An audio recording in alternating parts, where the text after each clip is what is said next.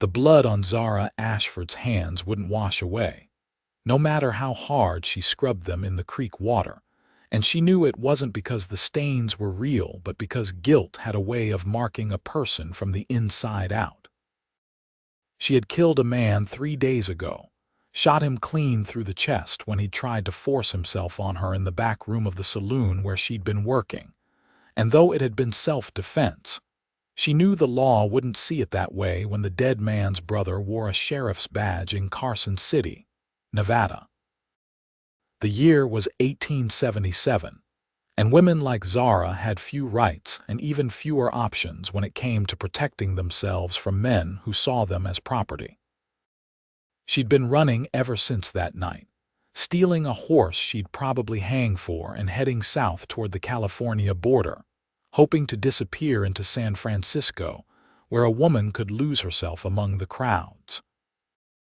But the horse had gone lame yesterday, and she'd been traveling on foot ever since, her shoes falling apart and her stomach empty, except for the wild berries she'd managed to find along the way. The sun was setting when she stumbled into Verde, a small town that straddled the Nevada-California border, barely more than a collection of weathered buildings clustered around a single main street.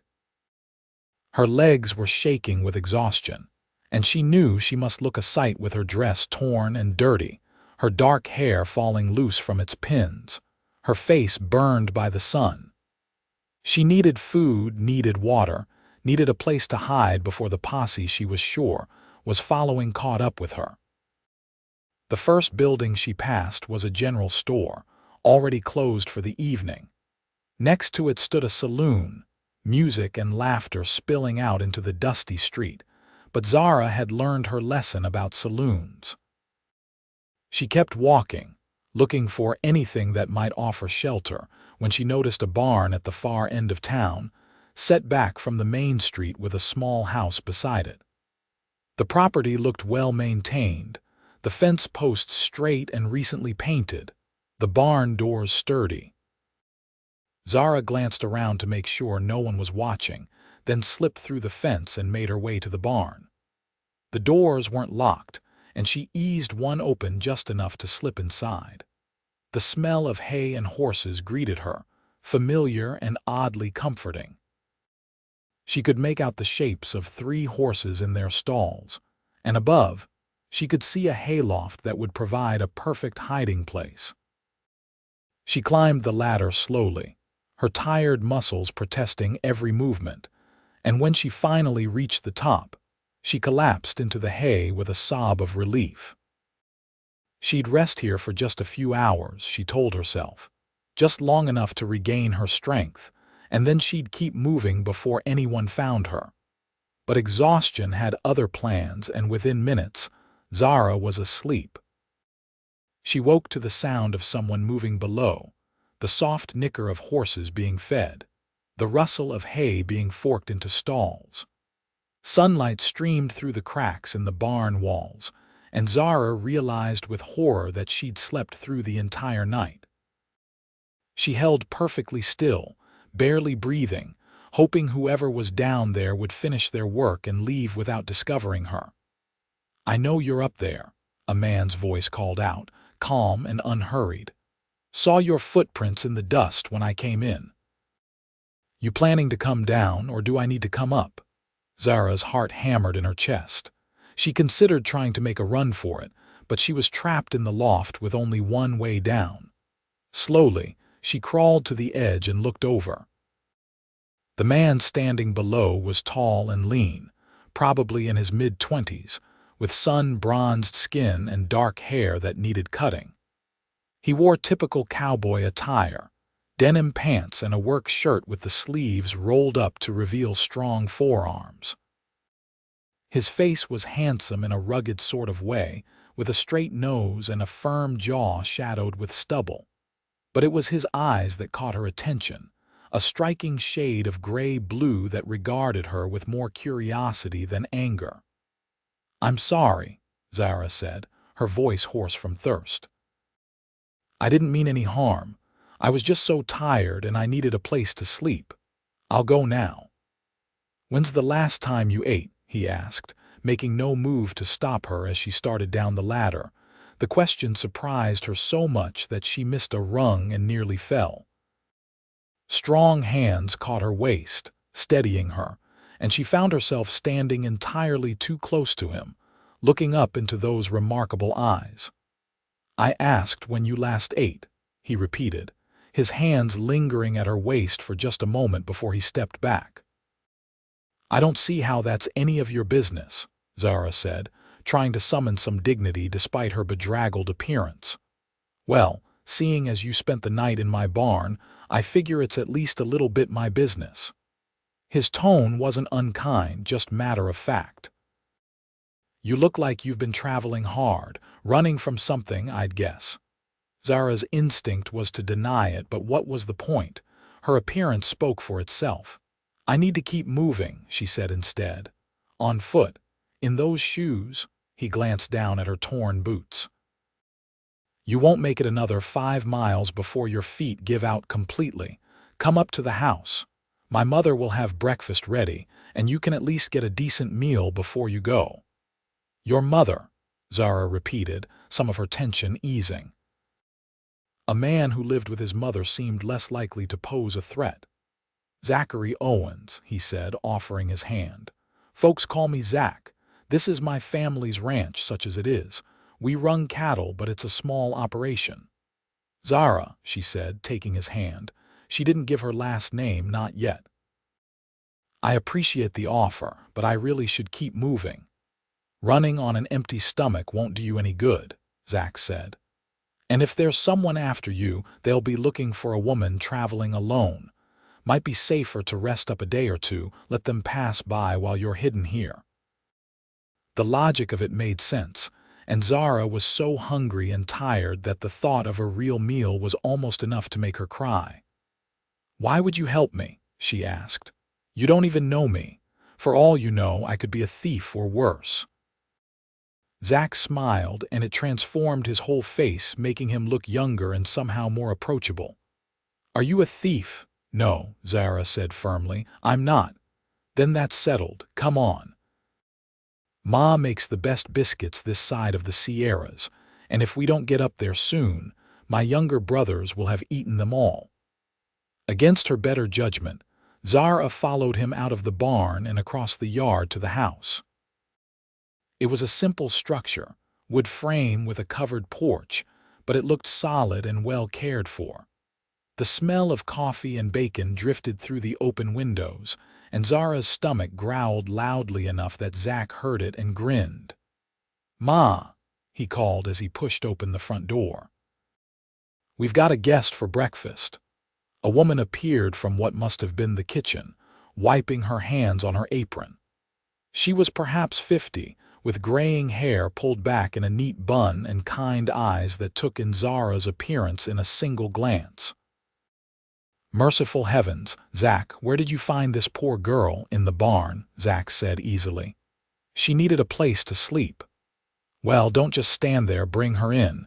You, dear, come sit down. You look like you're about to fall over."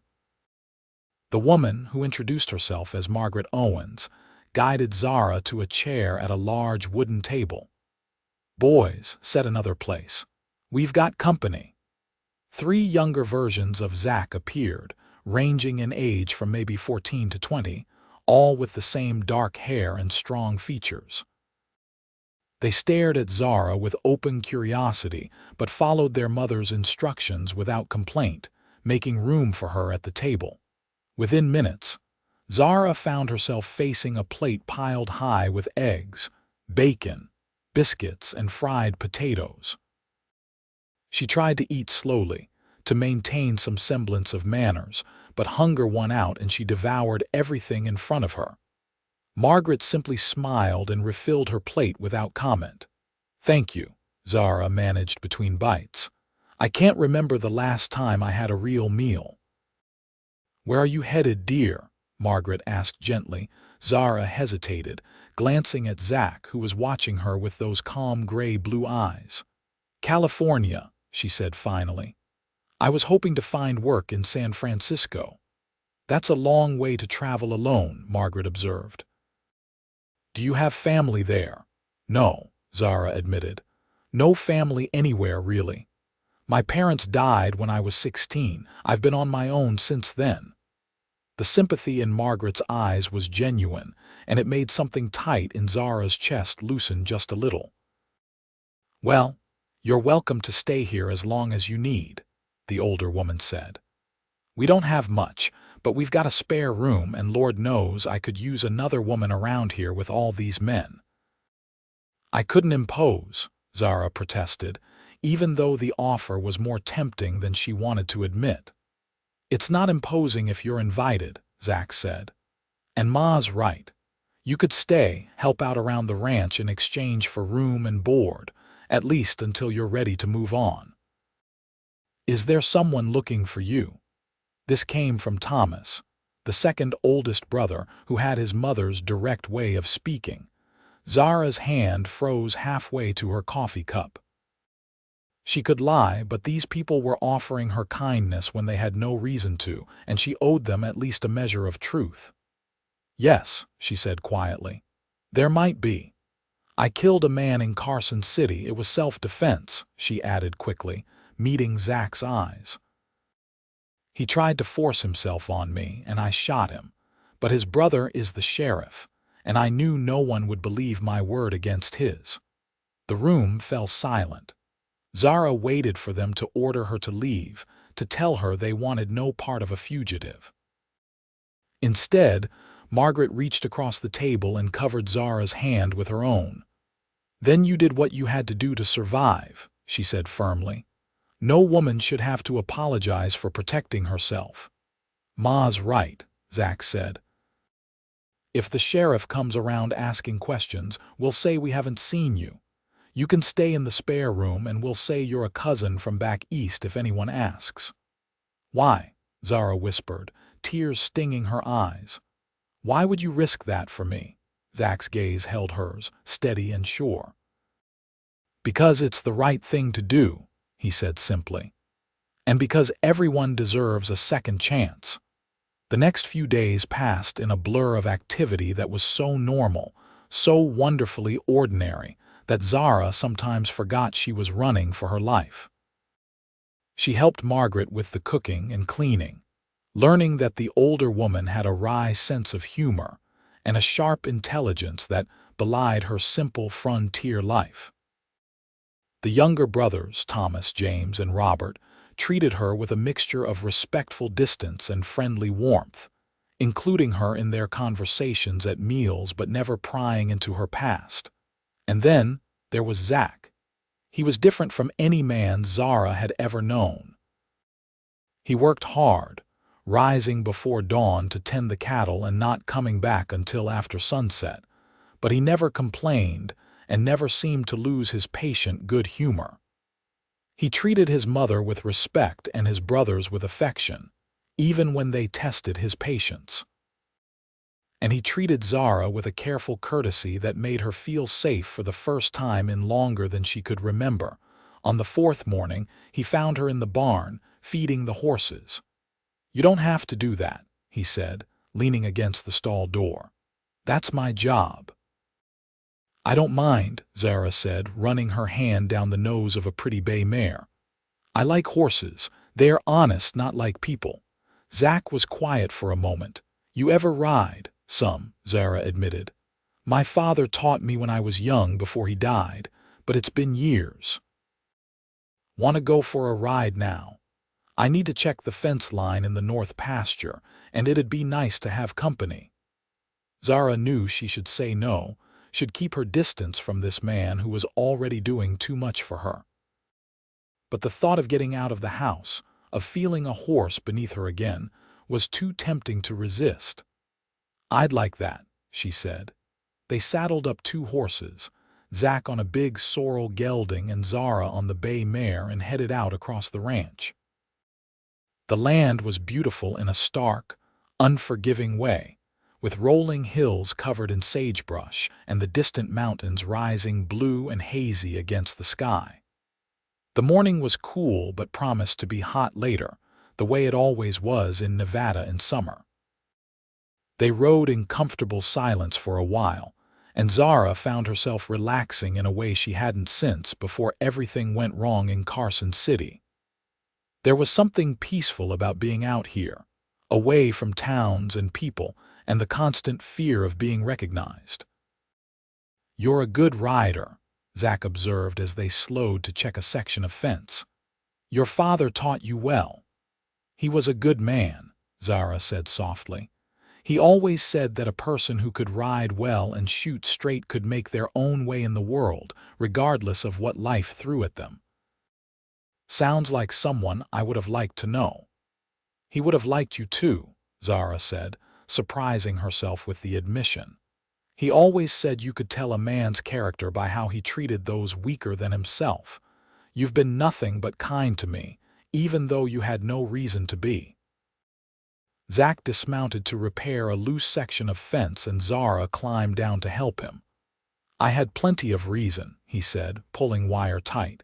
"You needed help and I was in a position to give it. That's reason enough. Most men wouldn't see it that way. Then most men are fools." He hammered in a fence post with quick, efficient strikes. "You want to tell me what really happened in Carson City?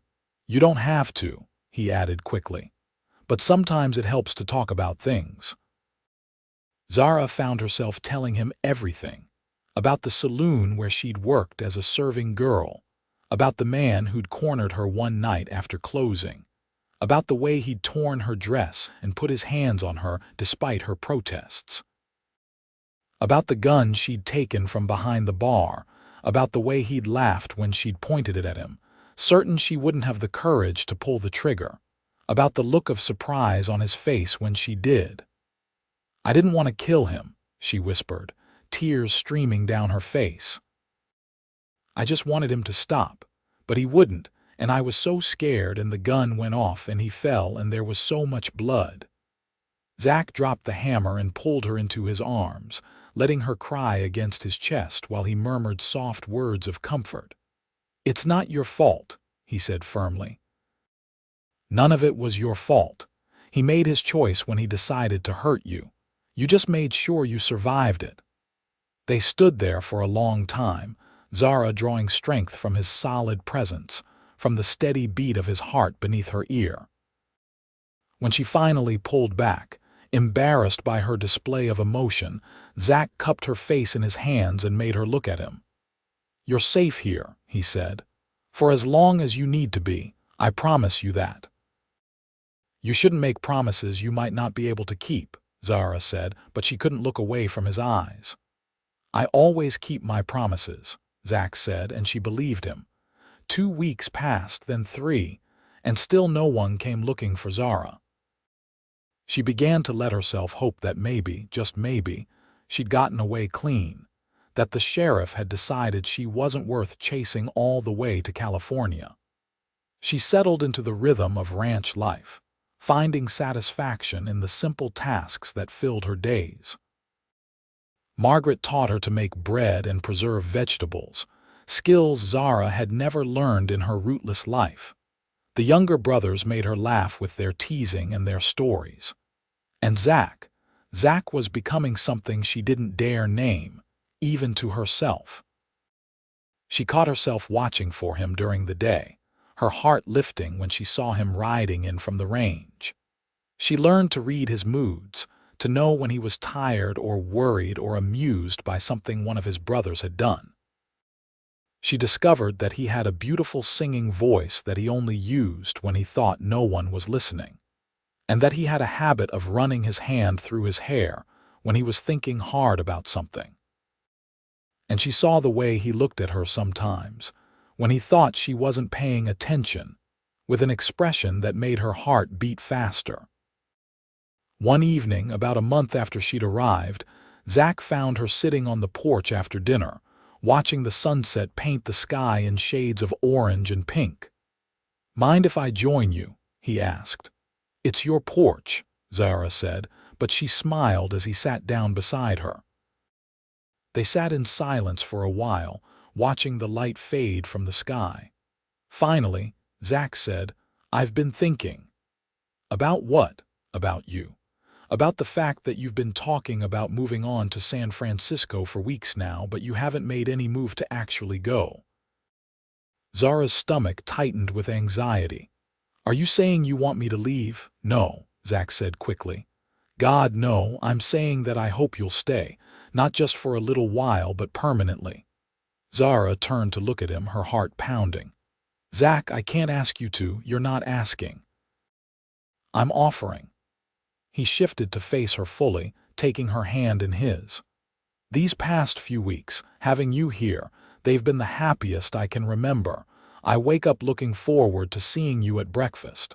I find excuses to come back to the house during the day just to catch a glimpse of you. I go to bed thinking about your smile, about the way you hum when you're working, about how right it feels to have you here." "Zach," Zara whispered, afraid to believe what she was hearing. "I know it's soon," he continued, his thumb rubbing circles on the back of her hand. "I know you've been through hell and probably aren't thinking about romance or any of that. But I need you to know how I feel. I'm falling in love with you, Zara. I think I started falling that first morning when I found you in the barn, looking so fierce and scared at the same time." "I'm still running," Zara said, even though her heart was soaring. "There could still be men looking for me. Staying here could put you and your family in danger." "Then we'll face that danger together," Zach said. "I told you you're safe here. I meant it. I'll protect you with everything I have." "Why?" Zara asked, the question breaking on a sob. "Why would you risk so much for me?" Zach reached up and brushed a tear from her cheek. "Because you needed sanctuary and I could give it. Because from the moment I saw you, something in me recognized something in you. Because I think we could be happy together if you'd give us a chance." "I'm falling in love with you too," Zara confessed, the words tumbling out in a rush. "I've been trying not to, trying to keep my distance, but I can't help it. You're good and kind and everything I never thought I'd find in this world, but I'm so scared of bringing trouble to your door." "Let me worry about trouble," Zach said, and then he was kissing her, soft and gentle, a promise and a question all at once. Zara kissed him back, pouring everything she felt into it, all the fear and hope and desperate love that had been building inside her for weeks. When they finally broke apart, both breathing hard, Zach rested his forehead against hers. "Stay," he whispered. "Please, Zara, stay with me." "Yes," she said, and felt the last of her defenses crumble. "Yes, I'll stay." Over the next few months, Zara bloomed like a flower finally given water and sunlight. The constant fear that had dogged her steps began to fade, replaced by a growing confidence in the safety Zach and his family provided. She and Zach courted properly, under Margaret's watchful but approving eye, taking walks in the evening and stealing kisses when they thought no one was looking. Margaret, for her part, seemed delighted by the development. "I was beginning to think that boy would never find someone," she confided to Zara one afternoon while they were shelling peas together. "He's always been so serious, so focused on keeping the ranch running and taking care of his brothers. It's good to see him smile like this. He makes me happy," Zara said simply. "I never thought I could feel this way about anyone." "He'll make you a good husband," Margaret said. "He's steady and hardworking, and more importantly, he's got a good heart, just like his father did." It was the first time Margaret had mentioned her late husband, and Zara looked up with interest. "What was he like?" "Daniel was a dreamer," Margaret said with a soft smile. "Always planning for the future, always sure that things would work out if we just worked hard enough. He built this ranch from nothing, you know. We came out here in '59, right after the silver strike at Virginia City, thinking we'd make our fortune in the mines. But Daniel took one look at all those miners and realized what they really needed was beef. So he bought a few head of cattle and started building a herd. He sounds like he was a smart man. Smart and stubborn and too brave for his own good," Margaret said, a touch of old grief in her voice. "A horse threw him 5 years ago, broke his neck.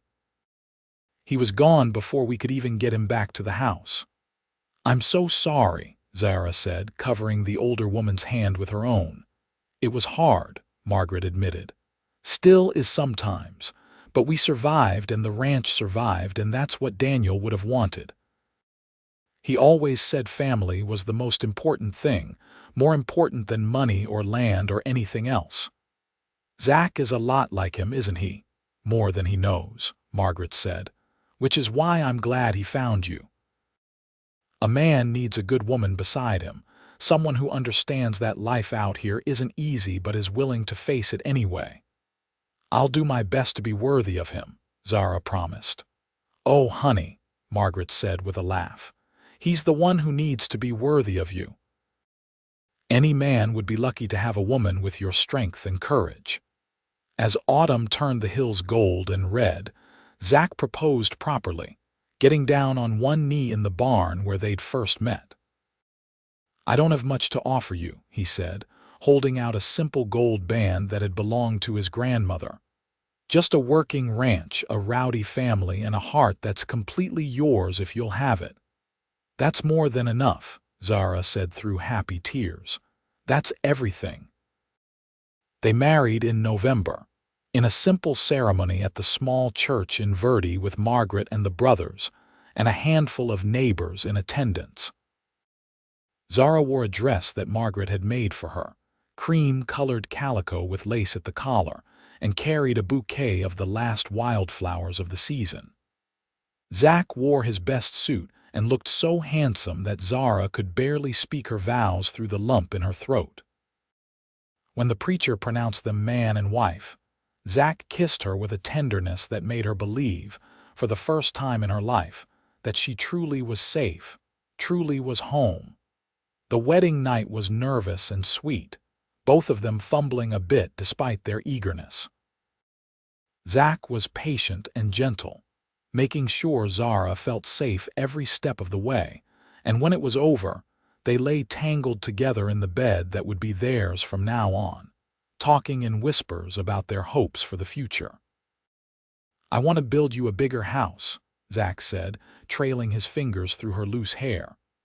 "Something with a real parlor and a big kitchen and enough bedrooms for all the children I hope we'll have." "I like this house just fine," Zara said, snuggling closer to his warmth. "But I wouldn't say no to more bedrooms. How many children are you planning on?" "Oh, at least a dozen," Zach said and laughed when she swatted his chest. "All right, maybe not a dozen, but enough to keep the ranch running when we're old and gray." "That sounds perfect," Zara whispered, and fell asleep feeling more content than she ever had before. Their first year of marriage was marked by hard work and simple joys.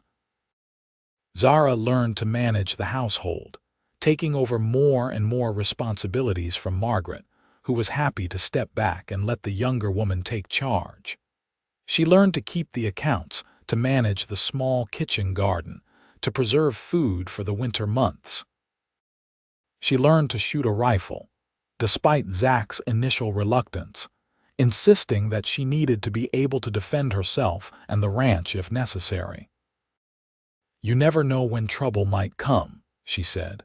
And though she didn't say it out loud, they both knew she was thinking about the past that might still catch up with her. But as months passed with no sign of pursuit, Zara began to truly believe that she'd left that old life behind. She was Zara Owens now, wife of Zachary Owens, and the woman who'd killed a man in Carson City felt like someone else entirely. She and Zach grew closer with each passing day, learning the rhythms of married life, learning how to work together and support each other through the challenges that came with running a ranch.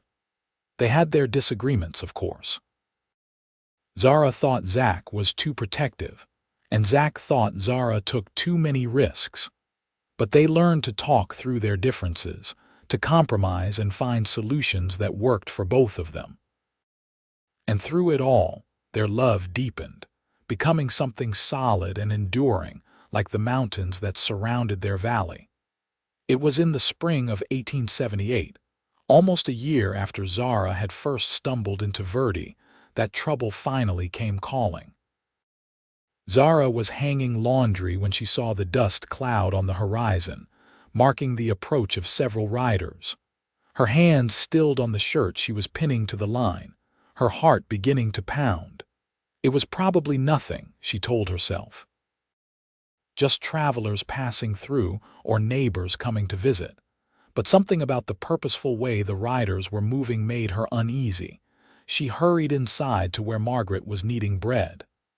"There are riders coming," she said, trying to keep the fear out of her voice. "5 or 6 of them." Margaret looked up, instantly alert to the tension in Zara's tone. "Where's Zach?" "Out in the north pasture with Thomas and James. They won't be back until evening." The older woman wiped her hands on her apron. "Robert," she called, and the youngest brother appeared from the back room. "Run out and get your brothers. Tell them we've got company coming and they need to get back here now." Robert, sensing the urgency, didn't ask questions. He just grabbed his hat and ran for the barn. By the time the riders reached the house, Zara and Margaret were standing on the porch, trying to look calm and unconcerned. Zara recognized the lead rider immediately, and her blood rang cold. It was Sheriff John Benson from Carson City, the brother of the man she'd killed. He was a hard-looking man in his 40s, with cold eyes and a cruel mouth, and the star on his chest caught the sunlight like an accusation. "Afternoon, ladies," he said, not bothering to dismount. "I'm Sheriff Benson from Carson City. I'm looking for a woman named Zara Ashford." About 5'5", dark hair, brown eyes, would have come through here about a year ago. "You seen anyone matching that description?" "Can't say that I have," Margaret said calmly, though Zara could see her hands clenched in her apron. "We don't get many travelers through here." "That's funny," Benson said, his eyes moving to Zara. "Because this woman here matches the description pretty well. What did you say your name was, madam?" "I didn't," Zara said, fighting to keep her voice steady. "I'm Zara Owens. I live here with my husband and his family." "Owens, is it?" Benson's smile didn't reach his eyes. "And how long have you been Mrs. Owens?" "Since last November," Margaret interjected. "Married my son Zachary right here in Verdi. You can check with the preacher if you don't believe us." "Oh, I believe you got married," Benson said. "Question is, who did my boy Zachary marry? A respectable woman or the murdering whore who shot my brother in cold blood?" "How dare you," Zara said, anger overriding her fear. "I'm no murderer. Your brother tried to rape me and I defended myself." "If that makes me a criminal in your eyes, then your eyes are blind." "That's not how the law sees it," Benson said, his hand moving to rest on his gun. "You killed a man and you ran instead of facing justice. That makes you a fugitive, Mrs. Owens, and I'm here to take you back to face trial." "She's not going anywhere with you." Zach's voice rang out across the yard, and Zara's heart leapt with relief and terror as she saw him riding in with his brothers, all of them armed. "This is my wife you're talking about, Sheriff." "My wife, who has done nothing wrong except defend herself from a rapist." "Your wife is wanted for murder," Benson said, though Zara noticed he kept his hand away from his gun now that he was facing 4 armed men instead of 2 women. "I have a warrant for her arrest, signed by a judge." "The law gives me the right to take her." "Nevada law, maybe," Zach said, dismounting but keeping his rifle in hand. "But this ranch sits on the California side of the state line. Your warrant doesn't mean a damn thing here." Zara's breath caught. Was that true? She'd known the ranch straddled the border, but she'd never thought about what that might mean legally. Benson's face darkened with anger. "You can't hide behind a state line forever, Owens. I'll get a California warrant and then I'll be back." "You do that," Zach said evenly. "But in the meantime, you're trespassing on my land. I suggest you and your men turn around and head back to Nevada before I decide to defend my property." For a long moment, the two men stared at each other, the tension so thick Zara could barely breathe. Then Benson spat in the dust and yanked his horse around. "This isn't over," he snarled. "I'll be back, and when I am, your wife is going to hang for what she did." They watched the riders disappear back toward Nevada, and only when they were out of sight did Zara's legs give out. Zach caught her before she could fall, holding her tight against his chest. "It's all right," he murmured into her hair. "I've got you. You're safe." "He'll come back," Zara said, her voice shaking. "He'll get that warrant and he'll come back, and then what?" "I can't let you all become fugitives for harboring me. I should run before." "You're not going anywhere," Zach said firmly, pulling back to look at her. "You're my wife and this is your home. We'll figure this out." "How?" Zara demanded, panic clawing at her throat. "How can we possibly fight this? He's the law, Zach. He has the power of the entire state behind him." "Then we'll get our own law on our side," Margaret said, her voice calm and determined. "We'll hire a lawyer, the best one we can afford. We'll fight this properly in court where you can tell your side of the story." "And if that doesn't work," Zara whispered. Zach cupped her face in his hands, his eyes fierce with love and determination. "Then we'll run, all of us. We'll sell the ranch, take Ma and the boys, and disappear somewhere Benson can't find us. But I'm not letting them take you. I'm not letting anyone hurt you. I'd burn this whole place to the ground before I'd let that happen."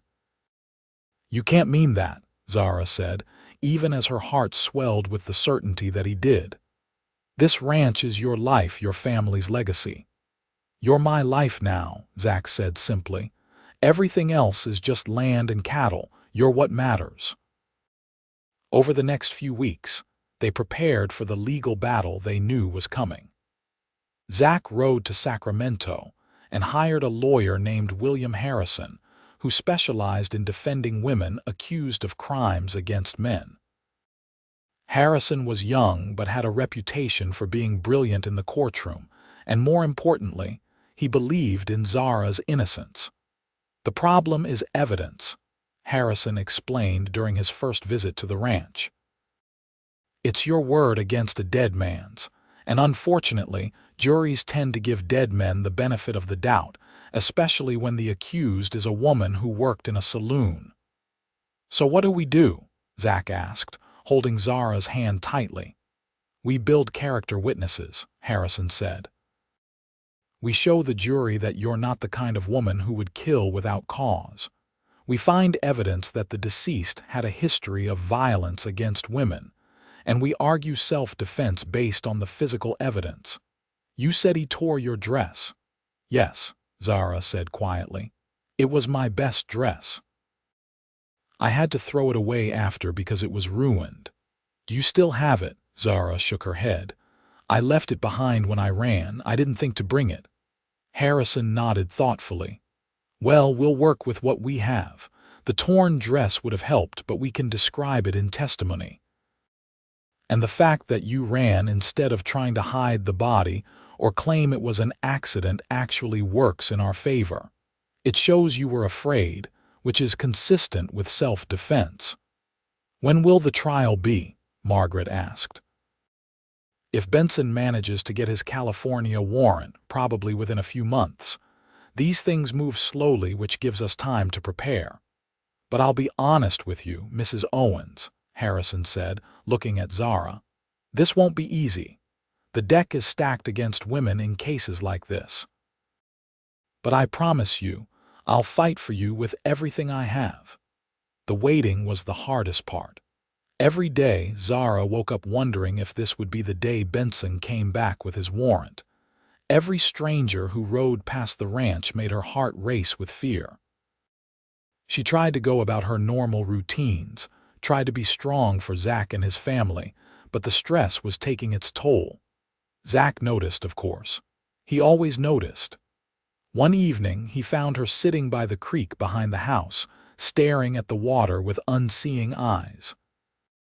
He sat down beside her without a word, just took her hand and held it. "I'm scared," Zara admitted after a long silence.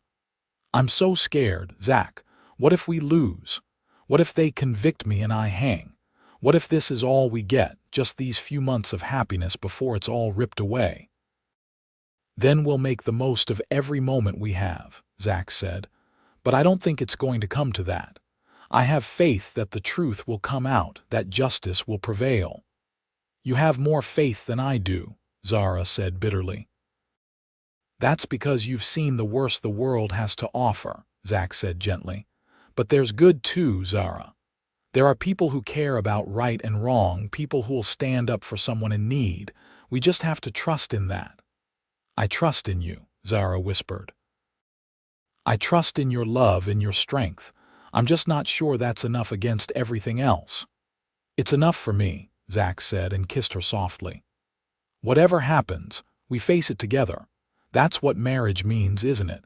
For better or worse, in sickness and health, in trouble and in joy." "I just wish there could be more joy and less trouble," Zara said, but she managed a small smile. "There will be," Zach promised.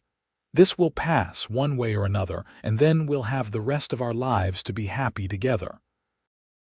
The warrant came in July, delivered by a California marshal who was far more polite than Benson had been. He apologized for the intrusion, explained that he was just doing his job, and gave them 3 days to get their affairs in order before Zara had to surrender herself for trial.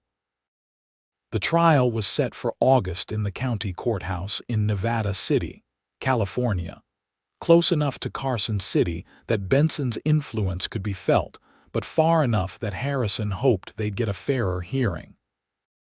Zara would be allowed to remain free on bail until the trial, thanks to Zach putting up the ranch as collateral, but she had to promise not to run. "As if I would," Zara said when the marshal finally left. "Not now, not when running would mean you lose everything." The days before the trial passed in a blur of preparation.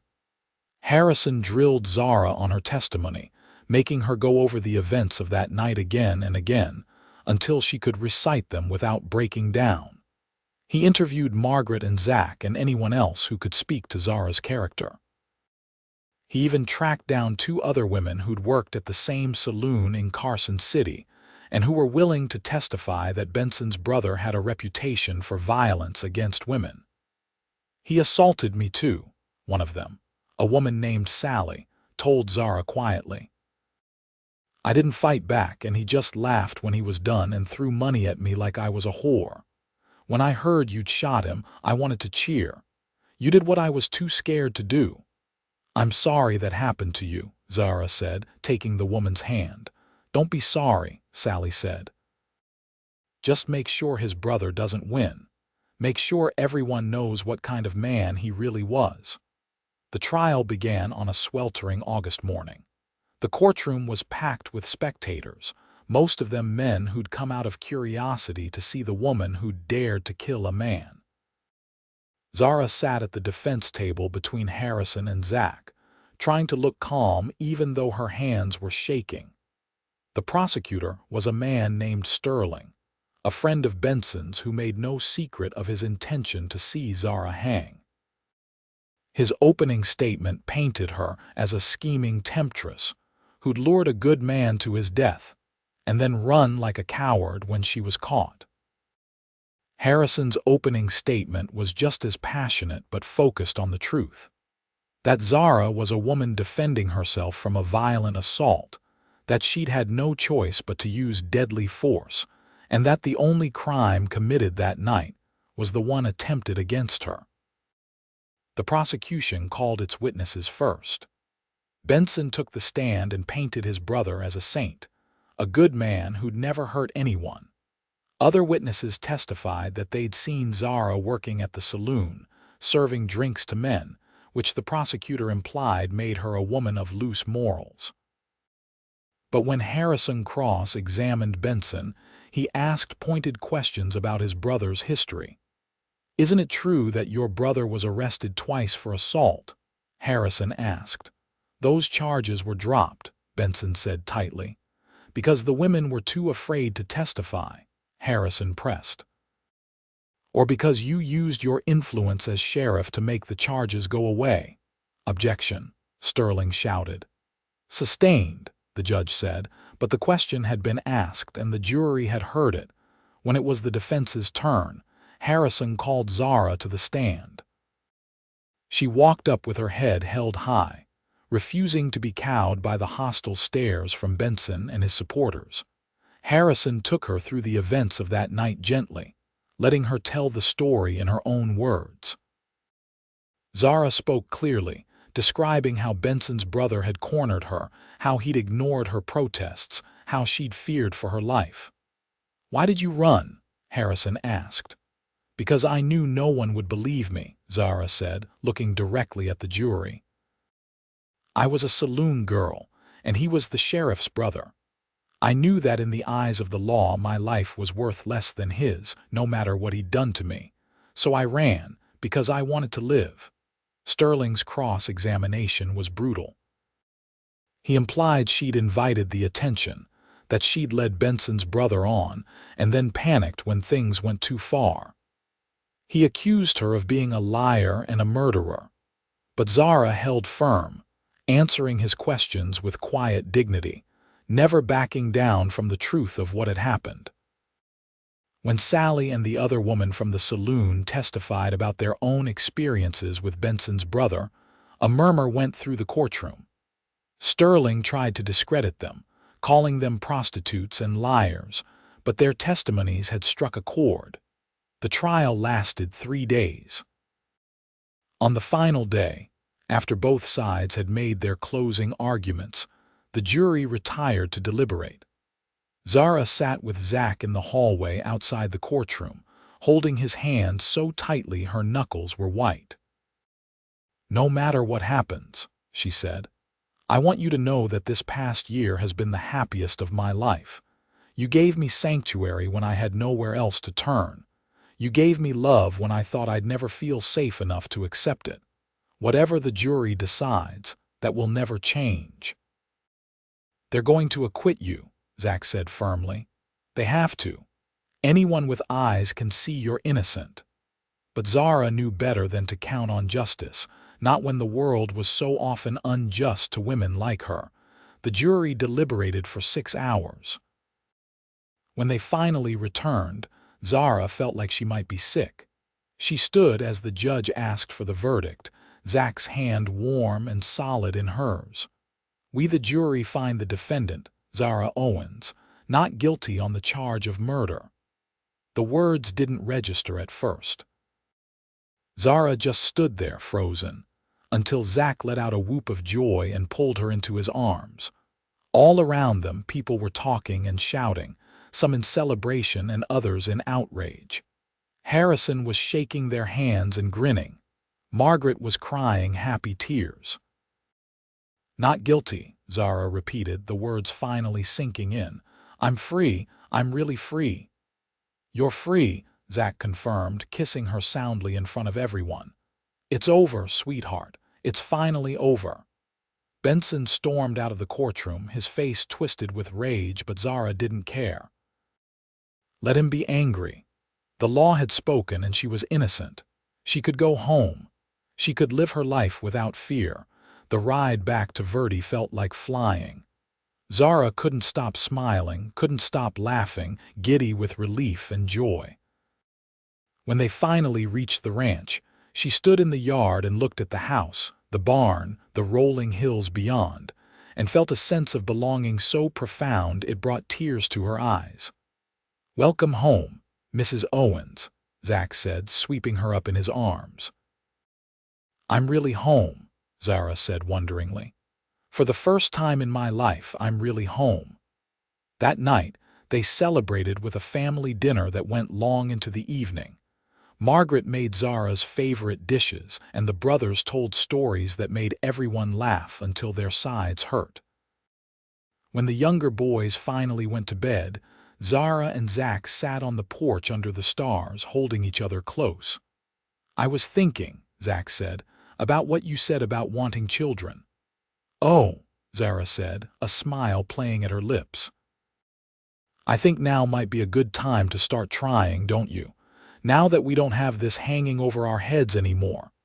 "I think that sounds perfect," Zara said and kissed him deeply. It took a few months, but by Christmas, Zara knew she was pregnant. She told Zach on Christmas morning, and the joy on his face was a gift more precious than anything she could have bought. "We're going to have a baby," he kept saying, over and over like he couldn't quite believe it. "We're really going to have a baby." Their son was born in August of 1879, a healthy boy with his father's dark hair and his mother's brown eyes. They named him Daniel, after Zach's father, and he was doted on by the entire family. Zara took to motherhood with the same determination she brought to everything else, though she was grateful for Margaret's patient guidance through those exhausting early months. Watching Zach with their son, seeing the gentle way he held the baby and the wonder in his eyes, made Zara fall in love with him all over again. "He's perfect," Zach said one night, watching Daniel sleep in his cradle. "Just like his mother." "Hardly perfect," Zara said with a laugh. "I'm exhausted and covered in spit up, and I can't remember the last time I slept more than 2 hours at a stretch." "Still perfect to me," Zach insisted, pulling her close. "You gave me a son, Zara. You gave me a family. You gave me everything I ever wanted." "You gave me everything too," Zara said softly. "A home, safety, love. I never thought I'd have any of those things, and now I have all of them." 2 years later, they had a daughter they named Margaret after Zach's mother, though everyone called her Maggie. She was a spirited child with curly hair and a fearless attitude that reminded Zara of herself. 3 years after that came another son, Thomas, named for Zach's brother who'd married and moved to his own ranch nearby. The ranch prospered over the years. With Zach's hard work and Zara's careful management of their finances, they were able to expand their herd and buy more land. They built the bigger house Zach had promised, with a real parlor and enough bedrooms for their growing family. The younger brothers grew up and started families of their own, though they all stayed close, their ranches forming a network of support and family throughout the valley. Margaret Owens lived to see all her grandchildren, a source of endless joy to her in her later years. When she passed peacefully in her sleep in 1890, she was surrounded by the family she loved, and Zara mourned her like the mother she'd never really had. "She taught me so much," Zara told Zach through her tears. "Not just about cooking and keeping house, but about being strong and kind and never giving up hope." "She loved you like a daughter," Zach said, holding her as she cried. "She told me once that you were the best thing that ever happened to this family." As the years passed and their children grew, Zara sometimes thought back to that terrified girl who'd stumbled into Verdi with blood on her hands and fear in her heart. That girl felt like a stranger now, someone from another lifetime. Zara Owens was a respected member of the community, a devoted mother, a loving wife. She'd found her place in the world, and it was here on this ranch with this family. She and Zach grew old together, their love deepening with each passing year. They had their share of sorrows, as all families do.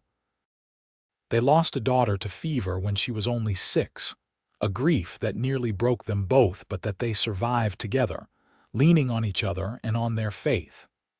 They weathered droughts and harsh winters, financial difficulties and family disagreements, but through it all they had each other. On their 30th wedding anniversary, their children and grandchildren gathered at the ranch for a celebration. Zara stood on the porch of the house she and Zach had built together, looking out at the crowd of people who'd come from her love with this man, and felt a contentment so profound it was almost overwhelming. "What are you thinking about?" Zach asked, coming to stand beside her. He was 55 now, his dark hair liberally streaked with gray, his face lined with years of hard work and laughter. But his eyes were the same, that steady gray blue that had made her feel safe from the very first day. "I'm thinking about how lucky I am," Zara said, leaning into his embrace. "I came here with nothing, running from a past I thought would destroy me, and you gave me everything. You gave me sanctuary, you gave me love, you gave me this beautiful life. You gave me just as much," Zach said, kissing the top of her head. "More, probably. All I asked for was your heart, and you gave me that and so much more." "You have my heart still," Zara said, turning to look up at him. "You'll have it until the day I die and probably beyond that too." "Then I'm the richest man in the world," Zach said, and kissed her the way he had 30 years ago, with tenderness and passion, and a love that had stood the test of time. Their grandchildren played in the yard, their laughter carrying on the evening breeze. Their children sat around tables laden with food, talking and joking with the ease of people who'd grown up secure in love. The ranch that Zach's father had built and that Zach had expanded stretched out around them, a legacy they'd pass on to future generations. As the sun set over the Nevada mountains, painting the sky in shades of gold and crimson, Zara Owens stood in her husband's arms and knew that she was exactly where she was meant to be.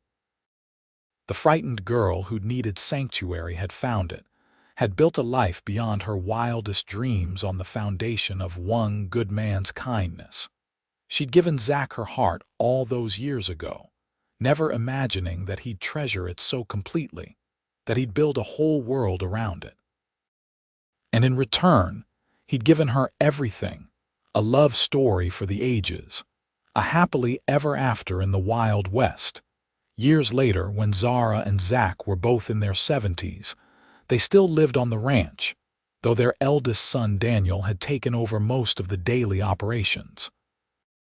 They spent their days in the comfortable rhythm of a couple who'd been together so long they could often communicate without words, sitting on the porch in the evening and watching the sun set over the land they'd built their life on.